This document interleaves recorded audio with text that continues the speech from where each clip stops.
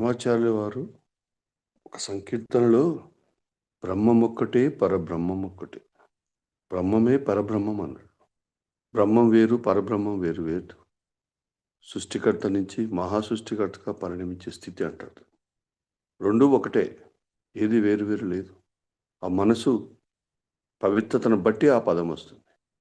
అందుకే నూతన సృష్టి జరగాలంటే నువ్వు బ్రహ్మతత్వంలోకి రావాల్సిందే. ఎందుకు? బ్రహ్మకెందుకు మూడు తలలు ఉన్నాయి, మిగతా వాళ్ళకి ఎందుకు లేవు? ఒక నూతన సృష్టి జరగాలంటే కొత్తదనం, కొత్తది నువ్వు ఏది సాధించాలన్నా, ఏది సృష్టించాలన్నా దానికి మూడు సరిగ్గా సమన్వయం ఉండాలి. అందుకే ఆ ఫ్రంట్ ఫేసు శరీరం ఫేసు, లెఫ్ట్ మనసు కథ, రైటు బుద్ధి కథ, ఈ మూడు కలిస్తేనే సృష్టి.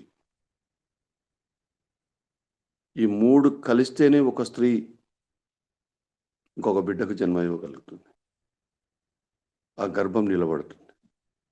ఈ మూడిట్లో ఏది తగ్గినా, ఏ శక్తి తగ్గినా, ఏది సమన్వయం లేకపోయినా అది నిలబడది కాక నిలబడది.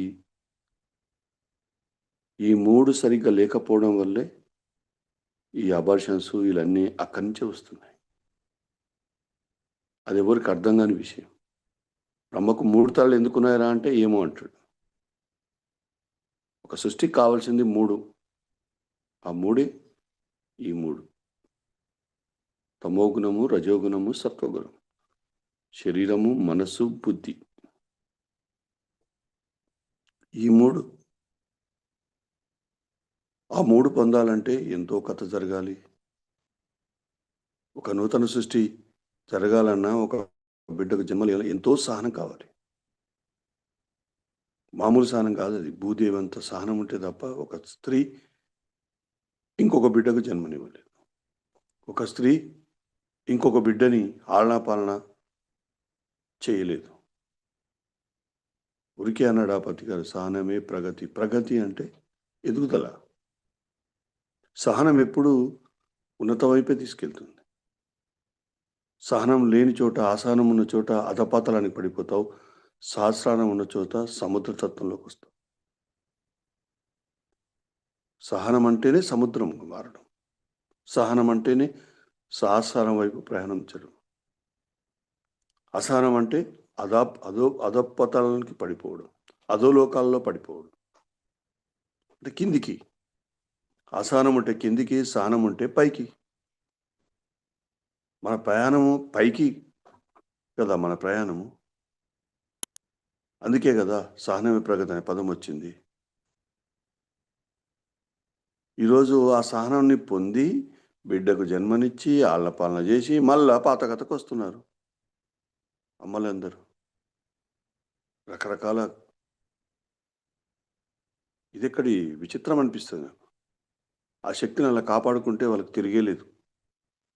వాళ్ళ శక్తిని దాన్ని సరిగ్గా ఉంచుకోగలిగితే వాళ్ళ యొక్క ప్రయాణం వేరు, ఆ శిఖరాగ్రం వైపు ఆ స్పీడు వేరు.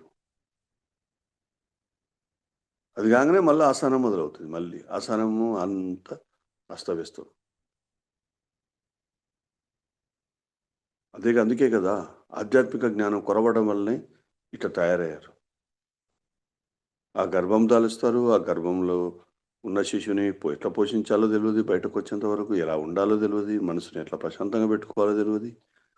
వాడెవడో పనికిరాని డాక్టర్ గారు చెప్పిన మాటిని మందులన్నీ మింగుతారు, చెత్త తిండి అంతా తింటారు, బలం బలమని. ఇవా అంతర్ప్రపంచానికి ఆసనం కలిగిస్తావు, నువ్వు ఆసనంగా ఉంటావు. ఆ మనసు ఎప్పుడు సహనంతో ఉండదు. అది అవు లేని చోట ప్రగతి ఎట్లా ఉంటుంది, నీకు ఫలితం ఎట్లా ఉంటుంది?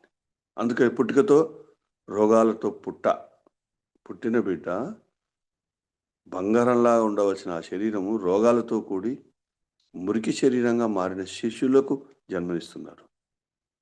అంతకంటే దౌర్భాగ్యం ఏమైనా ఉందా ఈ భూమి మీద?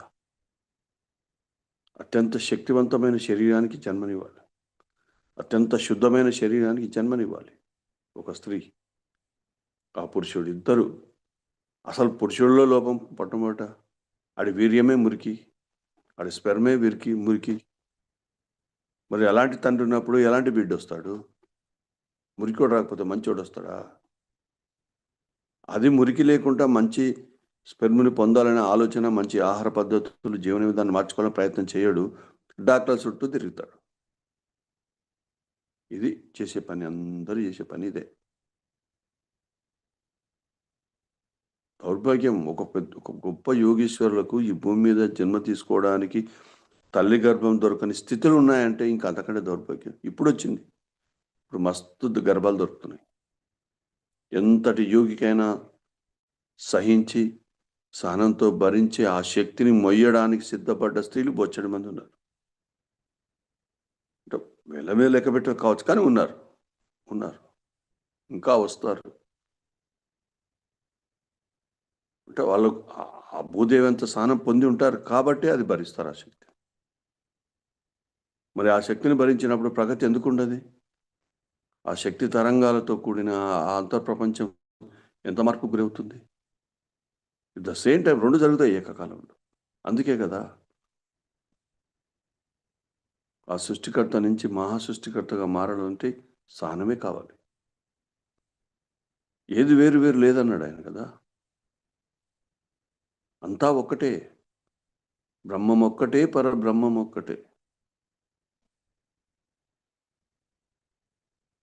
ఆహ్, ఆహ్, చలిలో పడుకున్న ఆ దాసుడి మీద పడే ఎండ గాని, కుక్క మీద పడే ఎండ గాని, రాజు మీద పడే ఎండ గాని, ఏది వేరు వేరు లేదు. అంతా ఒకటే కదా!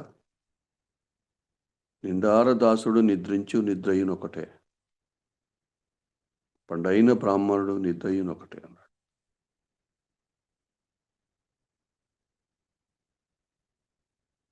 అందుకే మై డియర్ ఫ్రెండ్స్, నువ్వు ఎప్పుడు సరైన సృష్టికర్తగా మారాలి. నేను బ్రహ్మని అనుకుంటే బ్రహ్మమవుతావా? భ్రమలో ఉన్నాడు బ్రహ్మ అనుకుంటాడు. భ్రమలు తొలగితేనే కదా! ఆ భ్రమలు కల్పింపజేసే ఆ మనస్సు, ఆ బుద్ధి. ఈ రెండే భ్రమలలో. ఒక మనిషి భ్రమల్లో కూరుకుపోవడానికి శరీరం ఏ భ్రమలు లేవు. ఆత్మలో ఏ భ్రమలు లేవు. ఉన్నదల్లా ఇగో ఈ రెండిటి కథనే. అందుకే రైటు, లెఫ్ట్ సక్కగుంటే ఫ్రంట్ సక్కగుంటది. రైటు, లెఫ్టు సరిగ్గా కుదిరితే, వాటికి సమన్వయం వస్తే, కలిసి ఉంటే ఫ్రంట్ ఎప్పుడు బాగానే ఉంటది. బ్యాక్ ఎప్పుడు బాగానే ఉంది. ఫ్రంట్ ఎప్పుడు బాగానే ఉంది. ఈ సైడ్ ట్రాక్‌లు 2 ఉన్నాయి. అందుకే మనసు, బుద్ధి ఈ పక్క సైడ్ ట్రాక్‌లో ఉంటారు. సైడ్ ట్రాక్‌ల వల్లనే ప్రాబ్లమ్. మనిషి జీవితం కూడా పక్క వ్యక్తుల వల్లనే సమస్య. వాళ్ళతో వాళ్ళది ఎప్పుడు సమస్య కాదు. అది ఏ రూపంలో, భర్త రూపంలో ఉన్నాడా? భార్య రూపంలో ఉన్నారా? అత్త రూపంలో ఉన్నదా? ఫ్రెండ్స్ రూపంలో ఉన్నారా? బంధువులు ఎవరైనా కావచ్చు. కానీ సైడ్ ట్రాక్‌లే అంట అవన్నీ. మెయిన్ ట్రాక్ ఎప్పుడు సరిగ్గానే ఉంటుంది. ఎందుకు? ఆ సరిగ్గున్న దాన్ని కూడా సరి చేసుకోరు. ఆ సరిగ్గా ఉన్న ట్రాక్‌ని కూడా చెడగొట్టుకుంటారు. ఎందుకు? సహనం లేకపోవడం వల్ల. సహనం అంటే నువ్వు సృష్టికర్తగా మారితేనే నీలో సహనం వస్తుంది. నూతన సృష్టి జరిపించడమే ప్రగతిలోకి రావడం. నూతన సృష్టి జరగాలి. అప్పుడు నీ శరీరం నిత్యనూతనంగా ఉంటుంది. నీ మనసు అలాగే ఉంటుంది. నీ బుద్ధి అలాగే ఉంటుంది. ఈ 3 సరిగ్గా నిత్యనూతంగా ఉండడమే నువ్వు సృష్టికర్తగా మారడం. అప్పుడు గదా! ఈ 3 వేరు వేరు కాదు. శరీరము, మనసు, బుద్ధి ఈ 3 ఒకటే. ఆ 3 ఒకటే అనేది తెలుసుకోవడమే నేను బ్రహ్మను అని తెలుసుకోవడం. అందుకే మై డియర్ ఫ్రెండ్స్, ఎంతో కథ జరగాలి ఇది తెలియాలంటే. ఎంతో సహనం గావాలి. ఎంతో నీలో మార్పు జరగాలి. అదేం లేకుండా ఇలా కూర్చోగానే అలా బ్రహ్మ వైపు. ఆ 3 ఒకటైనప్పుడే నీకు అనుభవంలోకొస్తుంది. అరే! అంతా ఒకటేనా నాయనా, ఏది వేరు వేరు లేదు. ఆ 3 ఒకటిగా ఉన్నప్పుడు దేన్ని విడగొడతావు? ఆ 3 లేకుండా భౌతిక జీవితం ఉందా? ఆ 3 లేకుండా ఆధ్యాత్మిక ప్రయాణం ఉందా? లేదు. అందుకే భ్రమల్లో తొలగిన తర్వాతనే దైవత్వం వైపు, ఆ భగవంతుడి వైపు నువ్వు ప్రయాణం అవుతావు. ఆ ఒకటే అని ఇక్కడే తెలుసుకోవాలి. ఇక్కడ తెలిస్తే పైన ఎట్లాగో తెలుస్తుంది. మొత్తం మెయిన్ జంక్షన్ అంతా సాకారమే.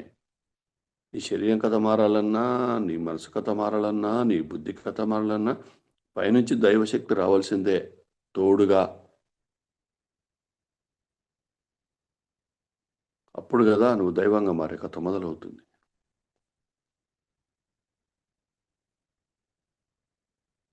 అందుకే మేడం ఏది వేరు వేరు లేదు, అంతా ఒకటిగానే ఉంది.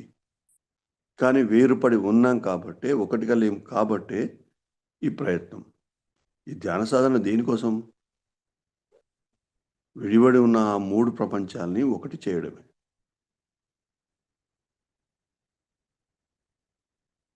అందుకే లాస్ట్‌లో ఏమన్నాడాయన? పాప కర్మలను సరిజేయ వెలయు శ్రీ వెంకటేశ్వరుడు నామమొక్కటే అన్నాడాయన.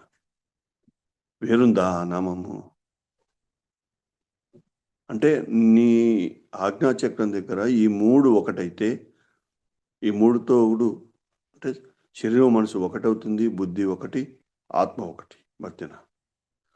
ఆ 3 ఒక నామంగా మారితే నీ పాపకర్మలన్నీ సరిచేయబడతాయి. నువ్వు ఎంతటి పాపివైనా అది నువ్వు అందుకోగలిగితే, ఆ స్పృహలోకొస్తే నీకు ఆ జ్ఞానము, సమస్త సంకటాలను తొలగే స్థితి. వెంకటేశ్వరుడి నామం ఒక్కటే అని ఊరికే మళ్ళీ ఆయన.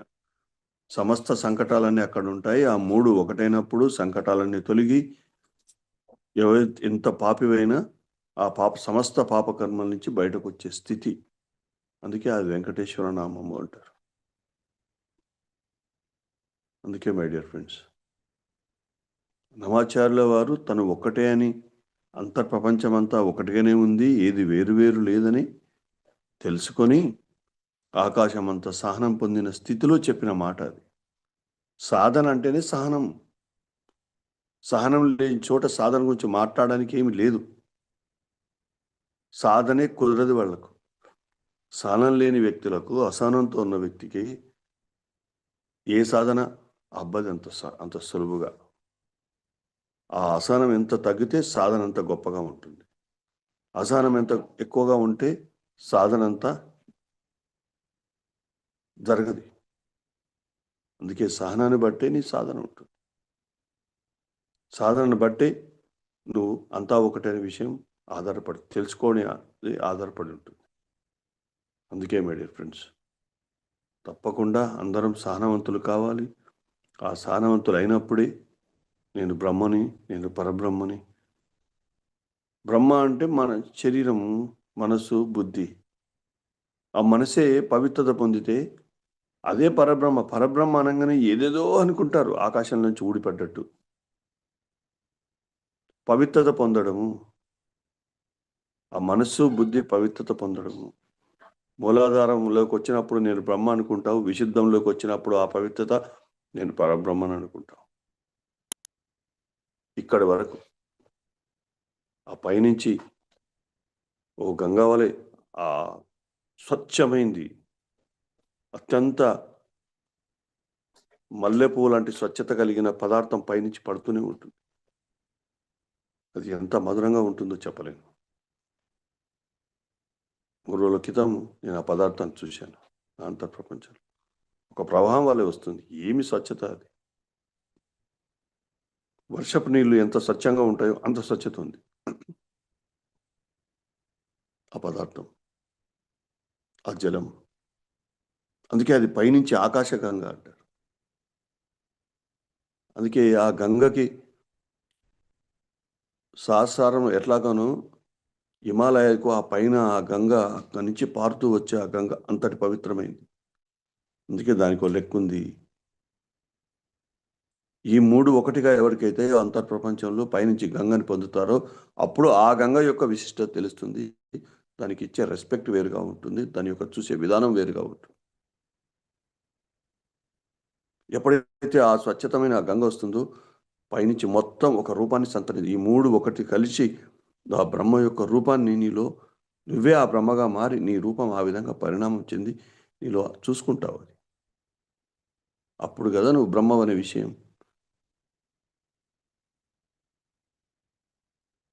పూర్తి స్పృహలోకి వస్తుంది. ఎట్లయితే సినిమాలో చూపిస్తారో అలా ఆకాశం నుంచి ఇలా వచ్చినప్పుడు ఆ సహస్రం నుంచి అలా ఆ బ్రహ్మ యొక్క రూపం నీ లోపలికి వస్తూ ఉంటుంది పైనుంచి కింది. అదొక మధురమైంది దివ్యమైన అనుభూతి. ప్రతి రూపాన్ని ఇలా సంతరించుకుంటావు. ఆ బ్రహ్మనే సృష్టికర్తనే స్థితకర్త విష్ణు రూపాన్ని సంతరించుకుంటాడు. విశుద్ధం దాటిన తర్వాత ఆ విష్ణువే సృష్టికర్త నుంచి విష్ణు రూపం స్థితకర్తగా మారి లయకర్తగా శివతత్వంలోకి పరిపూర్ణమైన శివతత్వంలోకి వస్తావు. పరిపూర్ణమైన లయతత్వంలోకి వస్తావు. సృష్టికర్తనే స్థితకర్త అవుతాడు, స్థితకర్తనే లయకర్త అవుతాడు. ఈ మూడు మనమే. అందుకే ఈ మూడు ముఖాలు కలిగి ఉంటాడు. మూడు తత్వాలతో కూడుకొని ఉంటాము. ఆ లయతత్వంలోకి వచ్చినప్పుడు శరీరం మనసు ఒక్కటవుతుంది. ఆత్మ బుద్ధి ఈ మూడు పరిపూర్ణమైన లయస్థితి అంటారు. ఇంకక్కడ ఏమి ఉండయి. లయం జరుగుతూనే ఉంటుంది, పార్వతీదేవి పక్కకే ఉంటుంది, సృష్టి జరుగుతూనే ఉంటుంది, నూతన సృష్టి. లయం చేసడం శివుడి పని, సృష్టికి చేయడం పార్వతి పని. అందుకే సృష్టి ఆవిడ చేసింది. ఆ ఉన్న మురికిని మొత్తం లయం చేయడం కోసమే ఆ వినాయకుని సృష్టి జరిగిన తర్వాత ఆ ఉన్న మురికిని వదిలించడం కోసమే తల తీసి ఏనుగు తల పెట్టాడు. పరిపూర్ణమైన శుద్ధ సాత్వికం అంటారు. అది ఆత్మ యొక్క స్థితి, ఆత్మ యొక్క శక్తికి సింబాలిక్. అది లయం చేసేవాడు, అంతర్ప్రపంచాన్ని శుద్ధత్వం పెంచేవాడు, అంతర్ప్రపంచం నిరంతరం దైవశక్తితో నింపేవాడు. అదే ఆ స్థితే లయం స్థితి. అందుకే లయకారుడు కావడం అంటే నీ అంతర్ప్రపంచం కథ మొత్తం దైవత్వంగా మారినట్టే.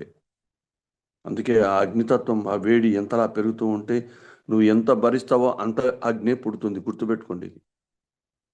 ప్రతి ఒక్కరూ ఎందుకు సహనంతో ఉండాలి అంటే నీలో ఆ అగ్నితత్వం ప్రవేశిస్తే కాలు దగ్గర నుంచి పై వరకు అలా మంటలు పుడుతూ ఉంటే దాన్ని భరించాలి.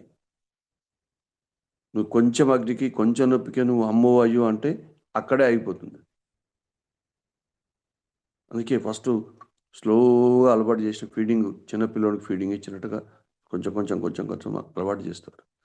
కానీ ఒక స్థితి తర్వాత ఆ వేడి అది తాకకుంటే నీకు ఆనది. ధ్యానం అనేది నీకు ఆననే. గట్టిగా తాకితేనే అప్పుడు యస్ మస్తుగా ఉందని ధ్యానం అనిపిస్తుంది. అందుకే మై డియర్ ఫ్రెండ్స్, మొత్తం కథ అంతా నువ్వు దైవత్వం పొందాలంటే సాధనే కావాలి. ఆ సాధనకు సహనం తోడుగా. సాధన అంటేనే సహనం, సహనం ఉంటేనే సాధన. ఆ సహ నుంచి అంటే పారేతత్వం. ఆ సహనం వల్ల నువ్వు సాగరంగా మారుతావు, పారే సముద్రంగా మారుతావు.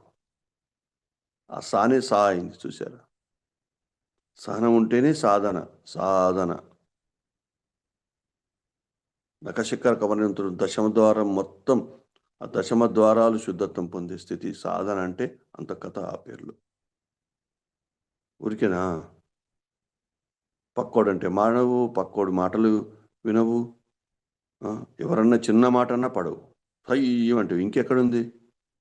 ఒక సీనియర్ మాస్టర్ నన్ను ఎవడననే పడను అన్నాడు. మాటనే పడనోడికి, మాటనే సహనం లేని వాడికి ఇంకేం సాధించుకుంటాడు? ఆయన 25 ఏళ్ళు అయిపోయింది, గదే ఉంది. అసహనవంతుల్లాగానే మిగిలిపోతాడు ఈ జన్మలో. ఏముండదు అక్కడ, నాకు తెలిసేది. ముక్కు మీద నా కోపము. ఎవరు మాట అన్నా పడవు. పెళ్ళామంటే పడవు, పక్కోడంటే పడవు, నీతో పనిచేసేవాళ్ళు అంటే పడవు, నీది కార్ డ్రైవర్ అంటే పడది. అందరి మీద గంతులేస్తావు. ఇంకెక్కడుంది ప్రగతి? మళ్ళీ సీనియర్ మాస్టర్ ముసుగులో మళ్ళీ వీరలేవులు మైక్ పట్టుకుంటే వీరాంగమే. సీతయ్య కాదు, మహాసీతయ్య ఎలా ఉంటుంది ఆయన.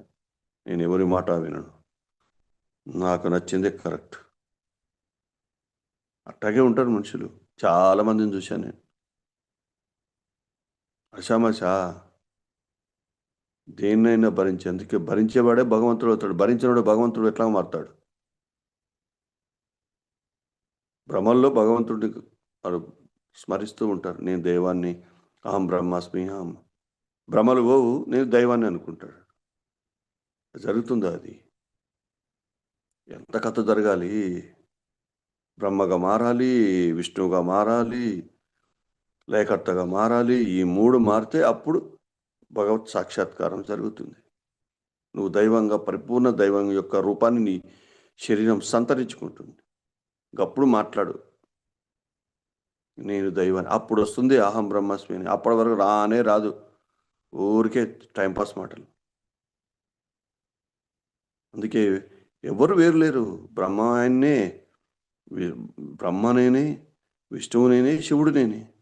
అంతా ఒకటిగానే ఉంది. వెంకటేశ్వర స్వామి నేనే, ఆ దశావతారాలు నేనే. ఏది ఎక్కడ వేరుగా ఉంది? కలిస్తేనే వెంకటేశ్వర స్వామి. 9 అవతారాలు ఏకమైతే ఆవిర్భావమే వెంకటేశ్వర స్వామి. ఏ అవతారం లేదు ఆయనలో? ఏ అవతారం లేదు.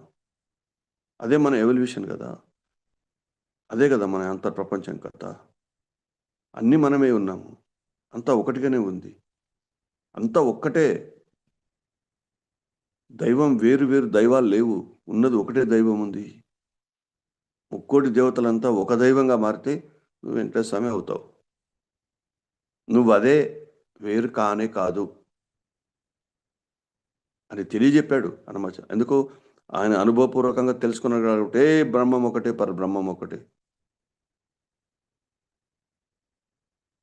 ఆ వీచే గాలి ఒక్కొక్కరికి ఒకలాగా, అందరికి ఒకలాగానే ఉంటుంది. దుర్మార్గుడికి, రాజుకు, ధనవంతుడికి, పేదోడికి, దొంగతనం చేసేవాడికి, అందరికి ఒకటే గాలి. వేరు వేరు వీస్తుందా? మనం అలా ఉండాలి, అలా జీవించాలి. అలాగే ఉంటాడు. నువ్వు యోగిగా అంటే నువ్వు అందరూ ఒక సమదృష్టిని వస్తేనే యోగి. గుర్తుపెట్టుకో, సమత్వం యోగ ఉచ్యతే.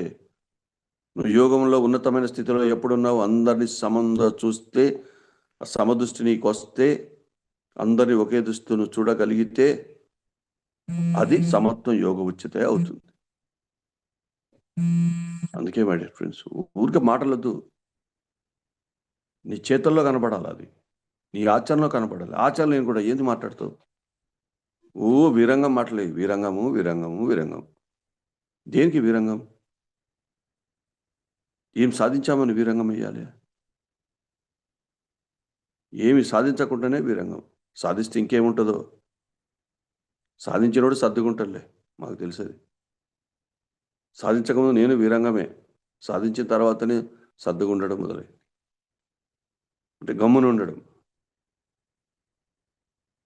అందుకే మై డియర్ ఫ్రెండ్స్, సర్దుగా ఉండాలా. ఎంత సాధిస్తూ ఉంటే అంత సర్దుకుంటాడు మనిషి. ఎంత ఆసనం ఉంటే అంత వీరంగం ఉంటుంది. వీరంగం వేసిండే ఒక మనిషి అంటే వాళ్ళు ఆసనవంతుడు అన్నట్టే లెక్క. వస్తుంది కోపం. నేను అరుస్తాను ఒకసారి. అలా అరిచేసి మళ్ళీ వాడితో మామూలుగా మాట్లాడతాను. బోలెడు మందిని తిట్టాను నేను. కోపడ్డాను. తిట్టడం అంటే కోపడ్డాను. మళ్ళీ ఏం రా అట్లా కాదురా, ఇట్లా చేసుకోవాలని చెప్పేసి వాళ్ళకు ఇవ్వవలసిన దానికంటే రూ. 10 ఎక్కువ ఇచ్చి పంపిస్తా. హ్యాపీ. అందుకే 2012 నుంచి నాతో పనిచేసే వాళ్ళు ఎవరు కూడా నన్ను వదిలిపోలేదు. ఆ టీం అలాగే ఉంటారు. ఆ బ్యాచ్ అలాగే ఉంటారు. నేను అరుస్తాను, వాళ్ళు అలుగుతారు, పోతారు, మళ్ళీ వస్తారు, సార్ అంటారు. ఇవన్నీ ఉంటాయి. 3 పిల్లల కథ ఎట్లుంటుందో పనిచేసేటప్పుడు కూడా అలాగే ఉంటుంది. ఇంత కాదు ఇంత అంటాడు, ఇంత ఇవన్నీ ఉంటాయి. కానీ సహనంతో అవన్నీ చక్కబెట్టుకోవచ్చు. నీకు సహనం ఉంటే అందరు నీ దగ్గరికి, నీ చుట్టే తిరుగుతారు. అందుకే మై డియర్ ఫ్రెండ్స్, ఇకనైనా దైవత్వం వైపు నడుద్దాం. సహనం అనే ఆ సముద్రంలోకి ప్రవేశిద్దాం. మనమే దైవాలుగా మారదాం. అంతా ఒకటిగానే ఉంది. మళ్ళీ మళ్ళీ చెప్తున్నాను. చాలామంది భౌతిక జీవితం, ఏం పిచ్చోళ్ళు ఉన్నారు మీరందరూ. యాడుంది వేస్టు? వేరు వేరుగా ఎట్లుంది భౌతిక జీవితం? భౌతిక శరీరం ఉంది అంటేనే భౌతిక జీవితం ఉన్నట్టు లెక్క. భౌతిక శరీరం లేదు అంటే నువ్వు భౌతిక జీవితం లేనట్టే నీకు. భౌతిక శరీరం లేకుండా ఉన్నామా? ఈ అక్షయపాత్ర అంటే శరీరమే, ఆ స్పర్శ. ఒక్క మెతుకు పట్టుకొని 40 మంది పొట్ట నింపినట్టు కృష్ణుడు. గుప్పెడు బియ్యాన్ని పట్టుకొని కొన్ని వందల మంది, వేల మంది కడుపు నింపొచ్చు. ఏం తమాషా అది. శరీరం అంటే అది. ఈ 3 ఒకటైతే గదే. శరీరం, మనసు, బుద్ధి ఒకటి కావడమే మొత్తం నువ్వు అక్షయ పాత్రగా మారడం. అన్నపూర్ణాదేవి సాక్షాత్కారం. పార్వతి అన్నపూర్ణాదేవిగా ఎక్కడ మారింది? కాశీలో అన్నపూర్ణేశ్వరి కథ. అది కదా కథ. ఒకటే ఇంకా. ఆడు శివుడు లేడు, వేవుడు లేడు. ఆమె గుడి సపరేట్, ఈయన గుడి సపరేట్. విశ్వాత్మతత్వం. సమస్తము నేనే అనుకునే స్థితిలో స్త్రీ ఎక్కడుంది, పురుషుడు ఎక్కడున్నాడు, భర్త ఎక్కడ, భార్య ఎక్కడ, అంతా ఒకటే. నీకో గుడి, నాకో గుడి, నీ దుకాణం నీదే, నా దుకాణం నేను, అంతా ఒకటని తెలుసుకుంటే స్త్రీ అయినా పురుషుడైనా అలాగే ఉంటారు. 18 శక్తిపీఠాలు ఒకటిగా మారినప్పుడు జరిగే కథ అది. అందుకే అది అక్షయ పాత్రగా మారుతుంది. 18 శక్తి కేంద్రాలు లోపల ఒకటైతే ఈ శరీరానికి ఆ శక్తి వస్తుంది. ఈ శరీరం, మనసు, బుద్ధి కరెక్ట్ ఒకటైతే తప్ప జరిగిన కథ అంతా సరిగ్గానే ఉంది. మనం సహనం లేకపోవడం, తొందరలో అన్నీ కష్టము, లేకపోతే అది దాని మీద లక్ష్యం పెట్టడం,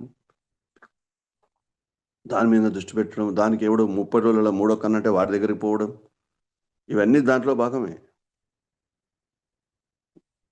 సహస్రం ఊరికే కూర్చుంటే సహస్రం విప్పుకుంటుందని ఇలాంటి మాటలు వినిపోతూ ఉంటారు. అసహనం ఉన్నోడు చేసే పని అది. సహనం ఉన్నాడు చూద్దాంలే అంటారు. నాలాగా టైం అయితే వచ్చినప్పుడు అవుతుంది, ఏం చేస్తాం. కానీ మనం చేసే సాధన చక్కగా ఉండాలని నేను దాన్ని సరి చేసుకున్నా. మిగతా అన్ని ఒకదాని ఇంకొకటి అన్ని మార్పులు జరుపుకుంటూ వస్తూనే ఉంటుంది. అందుకే సాధన సరిగ్గా ఉందా లేదా అదొక్కటి చూసుకోండి. మీరు సాధించలేనిది ఉండదు. మీలో సహనం పెరుగుతుంది.